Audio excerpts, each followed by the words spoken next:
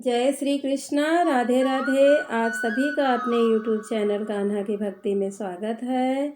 आज हम आपको कार्तिक मास के छठे अध्याय की कथा सुनाएंगे। तो चलिए आरंभ करते हैं। जय श्री गणेश।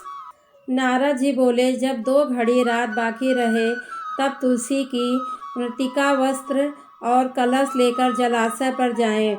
कार्तिक में जहाँ कहीं भी प्रत्येक जलाशय के जल में स्नान करना चाहिए। गर्म जल की अपेक्षा ठंडे जल में स्नान करने से 10 गुना पुण्य मिलता है। उससे 100 गुना पुण्य बाहरी कुएं के जल में स्नान करने से होता है।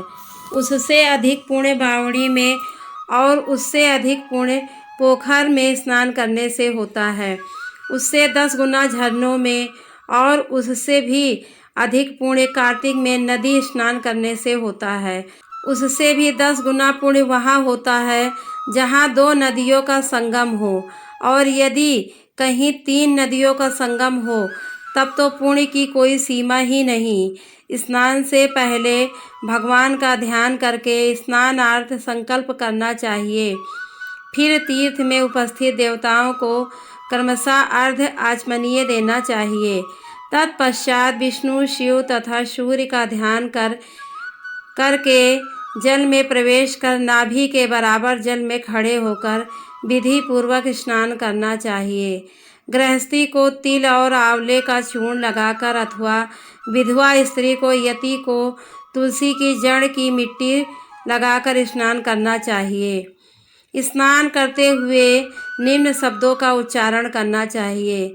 जिस भक्ति भाव से भगवान ने देवताओं के कार्य के लिए 3 प्रकार का रूप धारण किया था, वहीं पापों का नाश करने वाले भगवान विष्णु अपनी कृपा से मुझे पवित्र बनाए। जो अमनुष्य भगवान विष्णु की आज्ञा से कार्तिक व्रत करता है, उसकी इंद्रादि सभी देवता रक्षा करते हैं, इसलिए वह मुझको पवित्र करें। बीजों, रहस्यों तथा योगों सहित वेदों के मंत्र कश्यप आदि ऋषि इत्यादि देवता मुझे पवित्र करें। अदिति आदि सभी नारियां, यज्ञ, सिद्ध, सर्प और समस्त औषधियां व तीनों लोकों के पहाड़ मुझे पवित्र करें।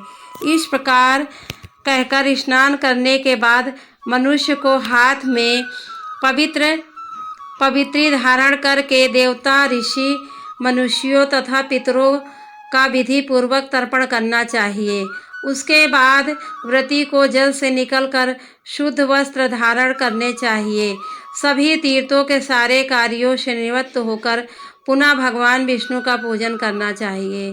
सभी तीर्थों के सारे देवताओं का स्मरण करके भक्ति पूर्वक सावधान होकर चंदन, फूल और फलों के साथ विष्णु भगवान को फिर से अर्घ्य देना चाहिए। तत्पश्चात चंदन, फूल और तांबूल आदि से वेद पाठी ब्राह्मणों का श्रद्धा पूर्वक पूजन करें और बारंबार नमस्कार करें।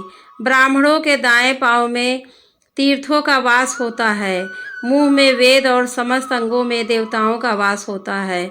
अपने कल्याण की इच्छा रखने वाले मनुष्य को इनका ना तो अपमान करना चाहिए और ना ही इनका विरोध करना चाहिए। इस प्रकार जो मनुष्य भक्ति पूर्वक कार्तिक व्रत का अनुष्ठान करते हैं, वे संसार के सुखों को भोग करते हुए अंत में मोक्ष को प्राप्त करते हैं। इस तरह कार्तिक मास के छठे अध्याय की कथा समाप्त होती है। जय श्री कृष्णा, राधे राधे।